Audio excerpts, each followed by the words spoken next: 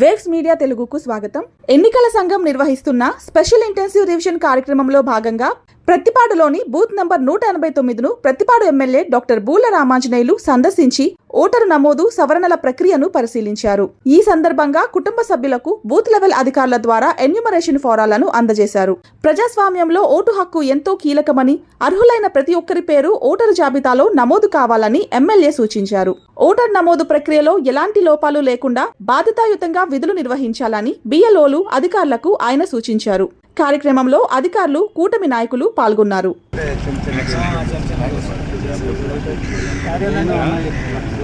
సరే, ఏదేమైనా ఫోటో తీసి ఈ రకంగా చేసుకున్నాం. రాముల వారి గంగమ్మ తల్లి వరకు సరే ఉండండి చేసాము. ఇక మిగిలింది మనం నిలబడిపోయింది. మా దగ్గర ఆర్థిక స్థోమత లేదు కాబట్టి మాకు సాయం చేయండి. ఇక్కడ మీకు గ్రామంలో ట్రస్ట్ ఉంటుంది కదా, లెటర్ పెట్టండి,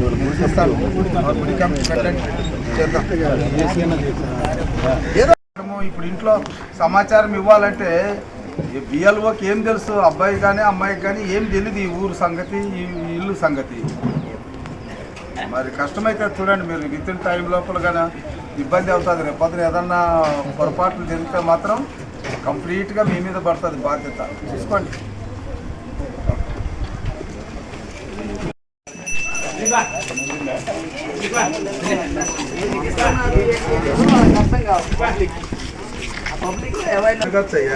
ఇప్పుడు బిఎల్ఏ అంటే ఎవరయ్యా? ఎలక్షన్ కమిషన్ ఇచ్చిన ఇన్స్ట్రక్షన్ ప్రకారంగా అపాయింట్ అయిన వ్యక్తులు. లేదు, ఆయనకు అర్థం కాలేదు. కానీ బిఎల్ఏ అంటే nothing but is an officer. ఈ పీరియడ్ మొత్తం బిఎల్ఓకి ఎంత అథారిటీ ఉందో బిఎల్ఏ కూడా అంతే ఉంది. కమిషన్ ఇచ్చిన అది ఇప్పుడు మీరు కలవద్దు, మాట్లాడద్దంటే మరి రేపు పొద్దున ఏ చిన్న ప్రాబ్లం వచ్చినా మిమ్మల్ని ఇది చేస్తారు. మరి ఇప్పుడు లోకల్ పీపుల్ వాళ్ళు అవుతారు. ఏదైనా ఉంటే వాళ్ళతో మాట్లాడద్దంటే ఎట్లా? మరి వాళ్ళు ఏం చెప్పాలి వీళ్ళకు?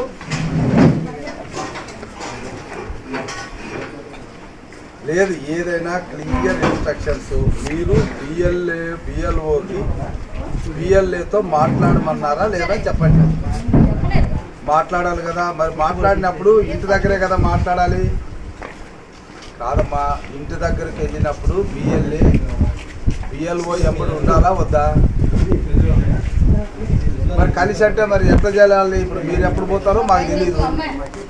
మరి మేము వెళ్ళేటప్పటికి మీరు ఉండరాడా? అరే కలిసి వద్దంటే ఎట్లా పోవాలయ్యా? మరి కలిసి వద్దంటే ఊరు వాళ్ళు కూడా కలుపుకోండి అయ్యా. వాళ్ళు బిఎల్ఏలు ఉన్నారు, వాళ్ళని కలుపుకొని పోండి. అన్ని పార్టీలు కలుపుకొని పోండి. ఇప్పుడు ఇది జరిగేది కాదమ్మా. ఇది ఎక్కడ మరి మీరు అర్థం చేసుకున్నది ఏంటో మాకు తెలియదు. ఇక్కడ నేను ఇప్పుడు పత్తిపాడు టౌన్లో నుంచే మాట్లాడుతున్నా. బీసీ కాలనీ ఫారాలు ఇచ్చారు, వెళ్ళారు. ఏం చేయాలో ఏమి తెలియదు. బిఎల్ఏ కూడా అంతంత మాత్రమే. ఎందుకంటే బిఎల్ఓ మాట్లాడడం లేదు, బిఎల్ఏ మాట్లాడడం లేదు. కనీసం మీరు పిలవచ్చు కదా. మీరు పిలిచి ఇద్దరికి కోఆర్డినేట్ చేయండి. యాజ్ ఏ అసిస్టెంట్ ఎలక్టరల్ ఆఫీసర్గా మీరు ఇద్దరిని పిలిచి కోఆర్డినేట్ చేయండి. ఇది చేయండి, ఈ పని చేయండి అని. ఎలక్షన్ అంటేనే ప్రజాస్వామ్యం కదమ్మా. ఏదో మరి మొత్తం మీద నేను జేసీ గారికి చెప్పాను. మీ కలెక్టర్ గారు లేరు, అవుట్ ఆఫ్ స్టేషను. జేసీ గారికి చెప్పాను. జేసీ గారు అట్లాంటిది ఏం లేదు సార్, పొలిటికల్ మీటింగ్.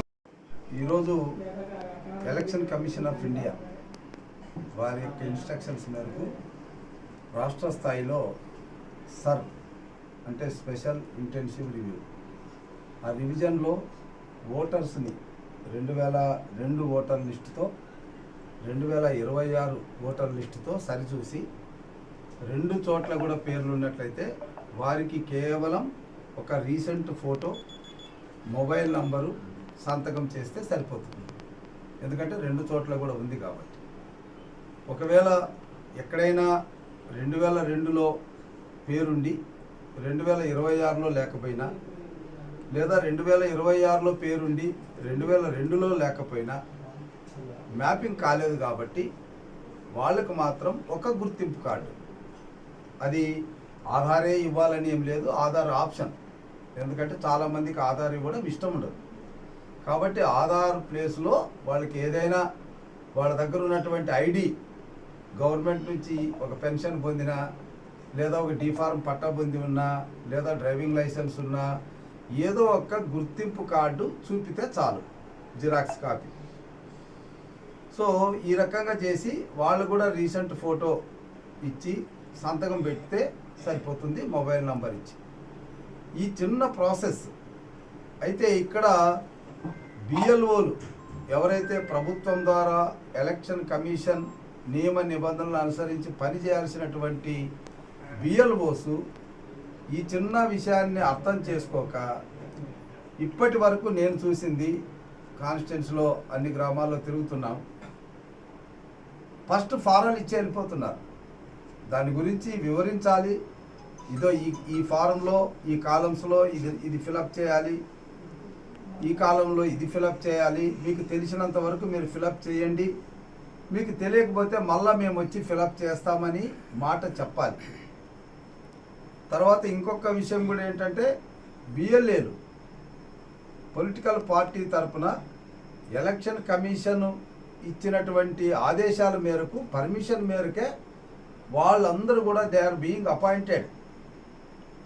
సో వాళ్ళని మాట్లాడడం, వాళ్ళతో కలిసి పనిచేయడం అనేటువంటిది చేయాలి. అంతే తప్ప వాళ్ళ మీటింగ్కి వీళ్ళు హాజరు కావాల్సిన పని లేదు, వీళ్ళ మీటింగ్కి వాళ్ళు హాజరు కావాల్సిన పని లేదు. పొలిటికల్గా అది సరిపోదు. కానీ రిగార్డింగ్ ఎలక్ట్రల్కి సంబంధించి ఓటర్ యొక్క విషయాలు తెలుసుకునే విషయంలో ఇద్దరు కలిసి పనిచేయాలి. ఇద్దరు ఆ ఇంటి దగ్గర ఉంటేనే బిఎల్ఓకి తెలియని విషయాలు బిఎల్ఏ చెప్పగలడు. బిఎల్ఏ చెప్పినవన్నీ బిఎల్ఓ వినాలని కూడా ఏం లేదు. కాబట్టి ఇద్దరు ఒకరికొకరు సమన్వయం చేసుకుంటూ ఆ ఇంటికి వెళ్ళినప్పుడు ఆ వివరాలు అప్పటికప్పుడే రాస్తే బాగుంటుంది. ఇప్పుడు వరకు ఫారాలు ఇవ్వడం అనేది 100% అయిపోయింది. కానీ ఫారాలు నింపి తిరిగి తీసుకొని డిజిటలైజ్ చేయడం మాత్రం 10% కూడా మించలేదు. ఎందుకంటే 7.2% ఉంది. ఇది ఇంకా చాలా తక్కువ. ఇంకున్నది మనకు 15 రోజులు ఉంటుంది. కాబట్టి అందరూ కూడా దీని మీద పనిచేయాల్సినటువంటి అవసరం ఉంటుంది. అదేవిధంగా ఓటర్లు ఈరోజు మేము వెళ్ళాం, ముట్లూరుకి వెళ్ళాం, సంబరాలుగా అసలు ఈ కార్యక్రమాన్ని చేసుకుంటున్నారు. ఒక పండగ వాతావరణంలో ఉంది. అయితే దానికి తగినట్టుగా బిఎల్ఓలు పని చేయాల్సినటువంటి అవసరం ఉంది. ఇంకొక విషయం కూడా నేను గమనించాను. బిఎల్ఓలు ఇంటికి వెళ్ళాల్సింది ఎప్పుడు? వాళ్ళు ఇళ్లలో ఉన్నప్పుడు వెళ్ళాలి. పల్లెల్లో జనరల్గా పత్తిపాడు నియోజకవర్గం గ్రామీణ ప్రాంతానికి సంబంధించింది. 5 మండలాలు గ్రామీణ ప్రాంతాలకే సంబంధించి ఉంటాయి, రైతాంగంతో కూడినటువంటివి. సో వాళ్ళు పొద్దునపూట ఆ పొలాలకి వెళ్తారు, పొద్దున్నే వెళ్ళిపోతారు, 6-7 కల్లా వెళ్ళిపోతారు. లేదంటే కూలీలుగా ఉన్నటువంటి వాళ్ళు నరేగా పనులకు వెళ్తారు, మహాత్మా గాంధీ గ్రామీణ ఉపాధి హామీ పథకానికి వెళ్తారు, లేదా వేరే పనుల మీద వెళ్తారు.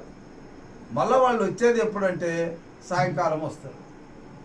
కాబట్టి బిఎల్ఓలు ఇంటికి వెళ్ళాల్సింది మార్నింగ్, వాళ్ళు వెళ్ళే లోపలన్నా వెళ్ళాలి. వాళ్ళు 7-8కి వెళితే అంత లోపలన్నా వెళ్ళాలి.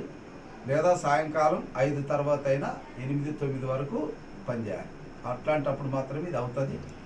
వాళ్ళు పనులకు పోయినప్పుడు 11 గంటలకో 12 గంటలకు పోతే అక్కడ ఇంట్లో ఎవరు ఉండరు. బిఎల్ఓలు చాలా మంది కూడా హౌస్ విజిట్ చేయలేదు సార్. చాలా మంది ఎక్కడెక్కడ ఏరియాలో కూర్చొని అంటే ఆ బిఎల్ఏలు అందుబాటులో ఉంటే మాత్రమే వెళ్ళిపోతున్నారు. అది అంతేగాని కూడా వెళ్ళలేదు, ఫారాలు కూడా వెళ్ళలేదు. అదే అందుకోసమే ఇప్పుడు, ఎందుకంటే గతంలో రెవెన్యూ సిబ్బంది బిఎల్ఓలుగా ఉండేవారు. సో వారికి దీని మీద ఒక అవగాహన అంతా కూడా ఉండేది. ఇప్పుడు సచివాలయం సిబ్బందికి దీని మీద అంత అవగాహన ఉండకపోవచ్చు. కాబట్టి దయచేసి సచివాలయం సిబ్బంది అందరూ కూడా ఇన్స్ట్రక్షన్స్ తీసుకోండి. సంబంధిత ఎంఆర్ఓ దగ్గర ఇన్స్ట్రక్షన్స్ తీసుకొని ఇన్స్ట్రక్షన్స్ ఫాలో అయితే ఈ పవిత్రమైన కార్యక్రమాన్ని మనం సమర్థవంతంగా చేయడానికి ఉంటుంది. నేను ఒక ఎక్స్ కలెక్టర్గా, ఒక ఇండియన్ అడ్మినిస్ట్రేటివ్ సర్వీస్గా మీకు అన్ని విధాలుగా సహకరించడానికి ఎప్పుడు సిద్ధంగానే ఉన్నాం. సో పత్తిపాడు నియోజకవర్గంలో ఓటర్ల యొక్క రివిజన్ అనేది పకడ్బందీగా జరగాలని నేను ఆశిస్తున్నాను. బ్యాంక్ అకౌంట్లు అడుగుతున్నారు సార్ బిఎల్ఓలు. Bank account not necessary. అక్కడ ఉన్న 10 వాటిల్లో ఏదో ఒకటి వాళ్ళకి నచ్చినటువంటిది. బ్యాంక్ అడగాల్సిన పని లేదు, ఆధార్ అడగాల్సిన పని లేదు. వాళ్ళకి నచ్చినటువంటి ఆ 10లో వాళ్ళకి ఏది ఇస్తే దాన్నే తీసుకోవాలి, అంతే తప్ప మనం యూ కెనాట్ డిమాండ్. కొంతమంది బిఎల్ఓలకి కనీస అవగాహన లేదు సార్. పైన రాయాల్సింది పైన, కింద రాస్తున్నారు, కింద రాయాల్సింది పైన రాస్తున్నారు సార్. ఎందుకంటే దానివల్ల మళ్ళీ తప్పుగా డిజిటలైజేషన్ చేయడం దానిలో కూడా ఇది వస్తుంది కదా సార్. ఒక రకంగా చెప్పాలంటే వాళ్ళ అపాయింట్మెంట్ అప్పటి నుంచి కూడా వాళ్ళ సర్వీసెస్ని పకడ్బందీగా ఉపయోగించుకునే విషయంలో వైసీపీ ప్రభుత్వం పూర్తిగా ఫెయిల్ అయింది. ఆ రోజు ఏముంది, బటన్ నొక్కడే కదా. ఆయన ఎక్కడో కూర్చొని బటన్ నొక్కితే వీళ్ళు ఏదో వచ్చిందా పోయిందా అని చూసుకునేవాళ్ళు. నిజంగా వాళ్ళు సమర్థవంతులే. ఇప్పుడు సచివాలయంలో పనిచేసే వాళ్ళు కూడా వెల్ క్వాలిఫైడ్, సమర్థంగా పనిచేసే వాళ్ళని మనం ఉపయోగించుకుంటున్నాం. కాబట్టి ఖచ్చితంగా ఇప్పుడు 2 yearsలో చాలా మార్పులు వచ్చాయి. తప్పకుండా వాళ్ళలో కూడా మార్పు వస్తుంది, ఖచ్చితంగా పనిచేస్తారు. డేట్ ఏమైనా పెంచమనేది అని అడుగుతారా సార్? అంటే ఇది సరిపోదు నాకు తెలిసి. పెరగడానికి లేదు, మొత్తం ఎంటైర్ ఇండియాకి సంబంధించింది కాబట్టి మనం చేసేస్తాం షూర్గా.